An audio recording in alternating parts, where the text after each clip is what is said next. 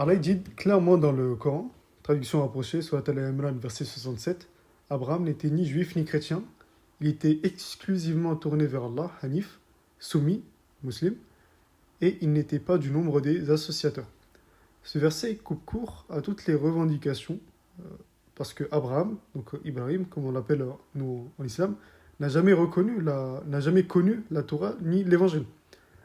Il vivait avant même que ces religions n'existent. Et pourtant, Allah nous dit qu'il était Hanif, c'est-à-dire entièrement tourné vers Dieu seul, sans aucune forme d'association. Et surtout, il le décrit comme musulman, soumis à Allah, musulman.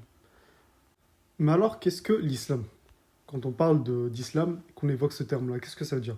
Dans la terminologie islamique, il y a deux niveaux de compréhension du mot islam. C'est le choix, le fait de se soumettre à Allah dans la foi, l'obéissance et l'unicité. Ce niveau-là se divise en deux catégories, lui-même divisé en deux. Il y a d'abord la partie sur l'islam global.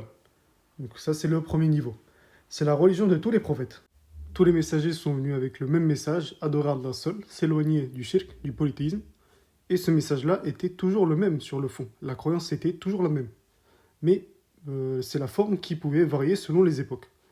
Et ensuite, le deuxième niveau de l'islam, c'est l'islam spécifique. C'est la législation propre au dernier des prophètes, donc Mohammed, sallallahu alayhi wa sallam. Et après sa venue, quiconque entend parler de lui doit se soumettre à son message. L'islam devient alors spécifique à sa voix, à sa révélation, à sa méthodologie.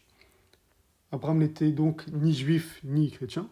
Il était musulman, soumis à Allah, sans invention religieuse, sans idolâtrie et sans intermédiaire. Et c'est exactement ça le véritable islam. Adorer Allah seul, sans associer, comme l'ont fait tous les prophètes avant Mohammed.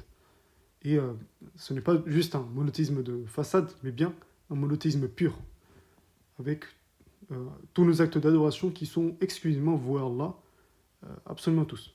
Donc Al-Hanifiyya, comme on l'appelle en arabe. Et donc aujourd'hui, revenir à l'islam, ce n'est pas changer de religion, mais revenir à ce qu'elle a toujours été depuis Adam jusqu'au dernier des prophètes. La soumission à Allah seul sans rien lui associer.